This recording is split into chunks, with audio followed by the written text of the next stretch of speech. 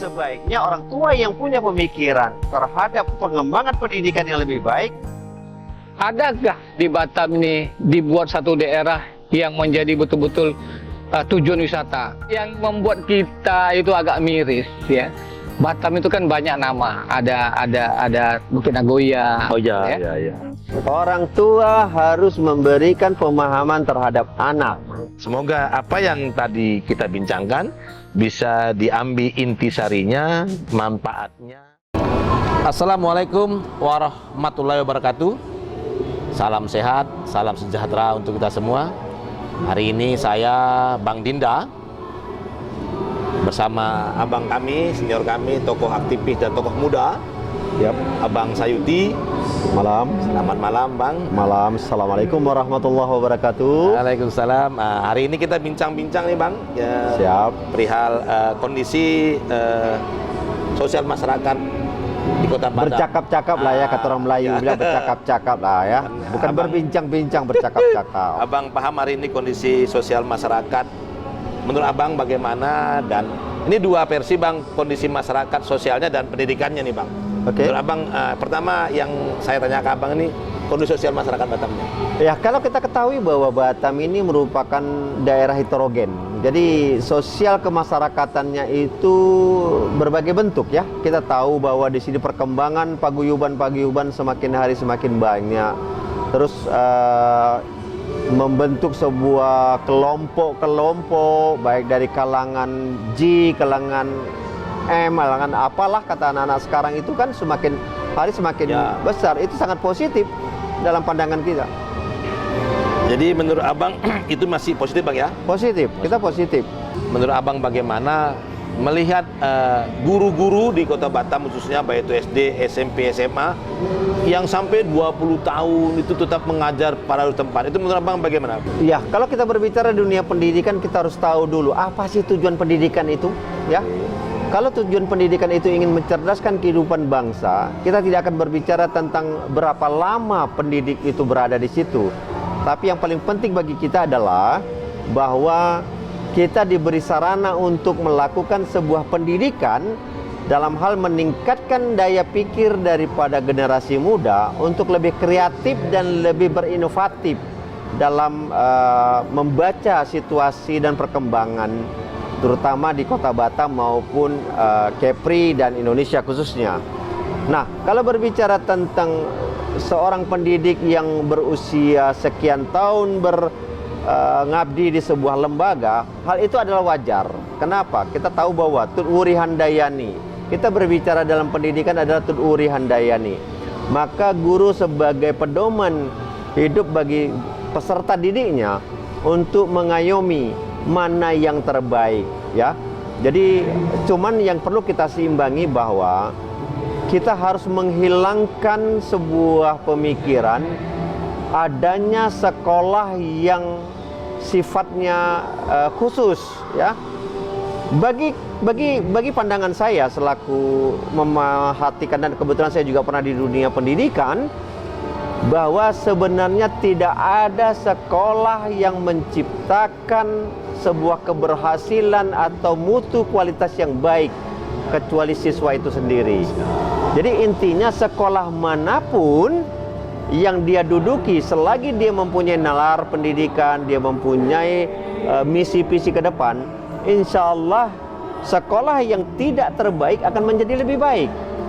Kita harus tahu bahwa dunia pendidikan ini adalah dunia di mana kita memberikan sebuah pengarahan, kita memberikan sebuah pengetahuan kepada mereka-mereka peserta didik yang sebelumnya tidak mengetahui.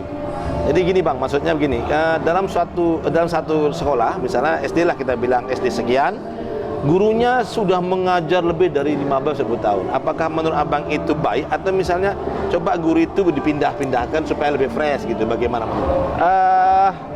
Itu saya bilang, di dunia pendidikan itu tidak ada istilahnya pindah ke sana lebih baik, pindah ke sini lebih baik, tidak sebenarnya.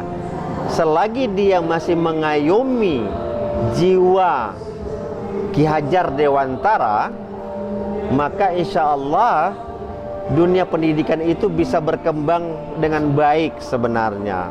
Seperti saya sampaikan tadi, tidak ada wadah pendidikan yang menciptakan generasi itu menjadi generasi intelektual, tetapi generasi itu sendiri yang akan membentuk keintelektualnya dia dalam wadah apapun.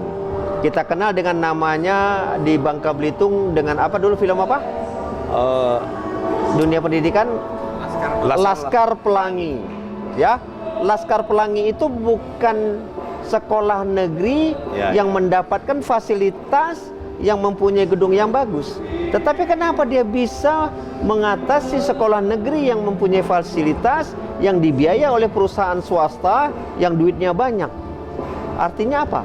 Dunia pendidikan tidak mengenal namanya wadah pendidikan itu yang menciptakan, tetapi anak didik itu yang membuat dunia pendidikan itu lebih baik. Siap. Itu dalam pandangan saya. Artinya tidak mesti harus bertukar-tukar guru. Tidak mesti. Memang lebih mencari inovasi-inovasi dan yang perubahan lebih baik untuk ke depannya. Ya, artinya guru itu sendiri yang membuat inovasi dan membuat perubahan terhadap diri dia kepada anak didiknya. Bukan dia punya gedung yang harus berinovasi, gedungnya yang berubah, bukan. Tetapi mindset daripada seorang pendidik itu harus bisa berinovasi dan bisa berkolaborasi. Jadi ini Bang yang kedua kita tanyakan tentang pendidikan setiap tahun kita sama lihat hari ini baik dari SMP, SD maupun SMA selalu saja ada kendala tentang PPDB, penerimaan siswa baru, yang setiap tahun tetap pemerintah dalam hal ini merasa kekurangan lokal ataupun kita bilangkan minat masyarakat untuk memilih satu sekolah, tidak mau ke sekolah A, sekolah B karena mungkin sekolahnya dianggap lebih memiliki mumpuni dan sebagainya. Bagaimana menurut Abang sebagai orang yang paham tentang sosial dan pendidikan? Ya, kalau kita berbicara dunia pendidikan, seperti yang saya sampaikan tadi bahwa sebenarnya bukan sekolah yang menciptakan terbaik, tapi siswa menciptakan sekolah itu terbaik. Ya, persoalan yang terjadi adalah orang tua sekarang itu lebih banyak didikte oleh anak, ya, dibandingkan dengan orang tua memberikan pemaparan terhadap mana sebenarnya yang perlu dia. Kita lihat bahwa ada sistem yang namanya zonasi, yang ada sistem yang namanya prestasi. Pemerintah sudah berusaha untuk menciptakan kepemerataan terhadap siswa di sekolah-sekolah, baik itu negeri terutama ya. Memang ada kendala, saya melihat bahwa karena ada perbedaan di dalam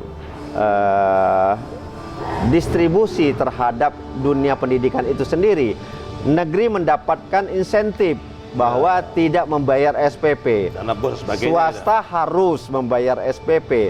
Dalam konotasi seperti ini kan saya bisa mengatakan bahwa masyarakat Indonesia belum pernah merasa kaya, tapi masyarakat Indonesia selalu merasa miskin. Walaupun dia mampu menyekolahkan anaknya di swasta, tapi dia tetap masih mengejar negeri. Kenapa? Karena tidak berkeinginan untuk membayar SPP. Nah, mengeluarkan biaya lebih. Ya, memaksakan diri dalam konotasi kita di dunia pendidikan itu artinya kita tidak lagi menciptakan dunia pendidikan itu lebih baik. Ujung-ujung apa? Harusnya anak didik kita mendapatkan dunia pendidikan dalam satu minggu itu 40 atau 45 jam, sehingga karena kekurangan lokal atau dan sebagainya, sehingga mereka hanya mendapatkan lebih kurang dalam 28 sampai 30 jam saja. Sehingga mohon maaf saya katakan, bagaimana dunia pendidikan itu bisa berjalan dengan baik? Nah, ini sebenarnya bukan hanya dialami oleh dunia pendidikan atau si pendidik saja. Kita sebagai masyarakat selayaknya dan seharusnya memahami itu. Makanya sebaiknya orang tua yang punya pemikiran terhadap pengembangan pendidikan yang lebih baik, lihatlah, pilah-pilahlah. Oh, anak saya ternyata mampu di sekolah ini, nggak perlu lah ngotot-ngotot harus masuk sekolah ini. Kenapa? Karena bapaknya anggota dewan, bapaknya bupati, bapaknya wali kota, bapaknya ini kepala pejabat ini, bla bla bla bla. Memaksakan diri, kadang-kadang mengkangkangi atau melangkai daripada apa tujuan cita-cita pendidikan itu sendiri. Jadi dalam arti kata memang hari ini kita harusnya lebih mengedukasi orang tua lah gitu ya, supaya tidak terjadi hal-hal yang setiap tahun terjadi seperti ini gitu. Iya, mindset orang tua dulu harus dirubah, baru mindset anak. Jangan anak memaksakan orang tua untuk memasukkan dia ke sekolah ke suatu sekolah yang keinginan dia, sementara kita sudah tahu bahwa sekolah itu tidak layak lagi dia dapatkan. Dia diberikan ke sekolah yang lain, alasanlah sekolah ini belum dibangun lah, Iya. alasanlah sekolah ini masih becek lah. Itu tidak merupakan sebuah hal yang memberatkan dunia pendidikan sebenarnya. Kita aja dulu sekolah Pak jalan kaki kok tanpa sepatu juga berhasil. Ya, kalau kita punya sejarah kita dulu di 80-an, 70-80-an kita sekolah, memang kita sekolah jauh, Ya. yang di pulau harus naik apa? Naik, Ya, apa macam-macam. Ada yang Siau jalan dan kaki, sebagainya, ada ya. naik sampan, ada naik jongkong dan sebagainya. Jadi mindset orang tua yang harus kita pahami. Oh ya nak, kamu tidak diterima misalnya salah satu, mohon maaf, tidak di SMA 3. Kamu memakai zonasi, oh kamu dipindahkan ke SMA 26. Ya masuklah di situ. Pemerataan sekolah itu akan menciptakan dunia pendidikan yang cemerlang. Bukan, mohon maaf, yang nilai 8, yang nilai 9 masuk ke SMA bermutu dan keluarnya juga kan nilainya 8 dan 9. Ya. Keberhasilan pendidikan itu bagaimana inputnya dan bagaimana outputnya. Ya. Kalau seorang siswa masuk dengan nilai rata-rata 7 di salah satu sekolah dan ternyata pada saat kelulusan dia mencapai 8 atau 9, maka keberhasilan pendidikan itu yang tercapai. Bukan masuknya 9, keluarnya 9. Ya, jadi gini, jadi kalau tadi kita bicara pendidikan kan tidak lepas dari sosial. Artinya hari ini kalau kita bicara pendidikan, sebenarnya sosial masyarakat kita ini yang dulu kita benahi ini, baik itu dalam segi pemikiran maupun dan pandangan ya, Bang ya. Jadi memang udah terbiasa lah orang kita nih Bang. Aku maunya gini, tak jauh, duit tak habis. Nah itu. Ya itu saya bilang tadi, kita terkontaminasi dengan bahasa terbiasa. Seharusnya kan kita berbicara tentang bagaimana selayaknya.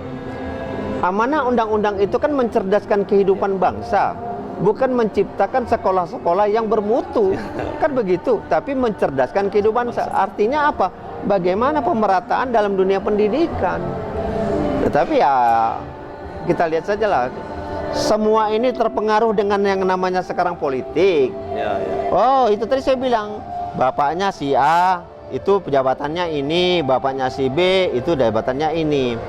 Kadang-kadang saya terus terang aja, karena saya juga pernah di dunia pendidikan dan saya pernah jadi komite Dewan Pendidikan atau komite pendidikan.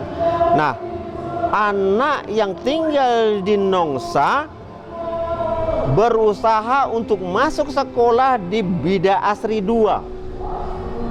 Perempuan lagi. Oke. Kalau kita berbicara dunia pendidikan, kita tidak semata-mata hanya mencerdaskan kehidupan bangsa, tapi kita juga menjaga keharmonisan seseorang atau menjaga kesehatan, kita menjaga bagaimana perilaku anak itu. Kalau dia sekolahnya saja sudah menempuh jarak yang jauh dalam waktu yang sedemikian rupa, bagaimana dia bisa menerima pendidikan itu dengan baik? Iya. Ya. Harusnya dia masuk ke sekolah yang dari Nongsa ke Nongsa itu hanya 10 sampai 15 menit. Bangun jam 6.30 atau bangun jam 5 setelah subuh, dia masih bisa istirahat bla bla bla bla, jam setengah 7 atau jam 7 dia pergi, baru masuk jam setengah 8. Tetapi kalau dia sekolahnya di Batam Center yang jaraknya tempuh sampai sekian kilo, harusnya dia bangun seperti tadi, akhirnya apa? Jam 6 dia sudah harus pergi. Udah nggak fresh berarti. Belum lagi keselamatannya, belum lagi yang macam-macamnya. Itu yang harus kita pikirkan. Tetapi kadang-kadang apabila kita sampaikan ini kepada masyarakat, kepada orang tua, alasannya apa? Anak saya nggak mau Pak sekolah di sana.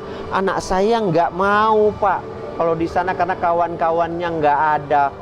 Ini yang harus. Jadi menurut kita hari ini memang kesalahan tidak mutlak kepada anak, juga tidak juga ke bapak. Artinya harus ada sinkronisasi ya. Ya antara intinya anak dan beginilah. Kalau saya memandang bahwa orang tua harus memberikan pemahaman terhadap anak. Sekolah itu adalah mencari ilmu pengetahuan, bukan hanya untuk senang-senang, bukan hanya karena kelompok atau geng, bukan karena si A si B, tetapi tujuan bersekolah itu adalah menambah ilmu, menjadikan kecerdasan itu pada diri seorang manusia, baik itu anak, baik itu orang tua yang masih bersekolah. Intinya itu yang harus kita pahami. Mungkin itu Bang Sayuti. Terima kasih, mohon maaf mungkin ini hanya pandangan saya ya. Jadi saya pikir apabila pandangan saya bermanfaat, silakan gunakan. Jika dia tidak bermanfaat, ya tinggalkan sajalah. Ya. Oke, sekali lagi terima kasih. Terima Bang kasih. Sayuti. Semoga pertemuan ini tidak pertemuan yang pertama dan juga tidak pertemuan terakhir, karena Abang dengan saya bakal sudah cukup lama nih.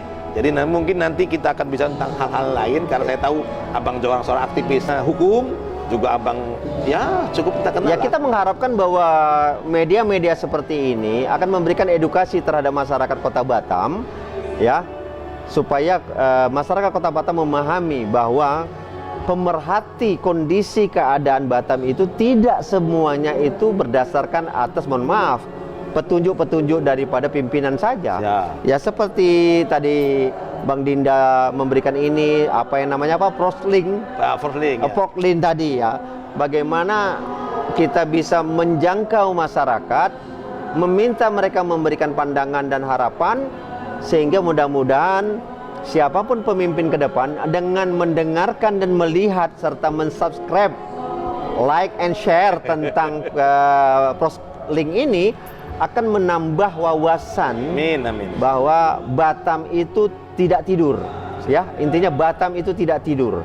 Batam itu selalu jeli dan selalu menyala terhadap perkembangan. Menyala bangku. Nah, ya. Jadi harapan kami semoga Proslink ini akan berkembang dengan baik, berjalan. Ya, pemirsa jangan lupa ya, like, subscribe, share. Terima kasih Bang Sayuti. Terima kasih. Salam sukses. Salam sukses. Yap. Semoga pertemuan ini menjadi satu jalan kami menuju sukses bersama-sama, bisa memberi edukasi ke masyarakat Batam pada khususnya dan Kepulauan Riau pada umumnya. Amin amin ya rabbal alamin. Terima Assalamualaikum warahmatullahi wabarakatuh. Ya, waalaikumsalam. Ya, inilah terakhir bincang-bincang saya dengan Bang Sayuti. Saya podcast Bang Dinda nih bersama kru mengucapkan ribuan terima kasih atas dukungan supportnya kawan-kawan semua. Terima kasih. Wassalamualaikum warahmatullahi wabarakatuh. Sebaiknya orang tua yang punya pemikiran terhadap pengembangan pendidikan yang lebih baik. Adakah di Batam ini dibuat satu daerah yang menjadi betul-betul tujuan wisata? Yang membuat kita itu agak miris, ya. Batam itu kan banyak nama, ada Bukit Nagoya. Oh ya, ya. Orang tua harus memberikan pemahaman terhadap anak. Semoga apa yang tadi kita bincangkan bisa diambil intisarinya, manfaatnya.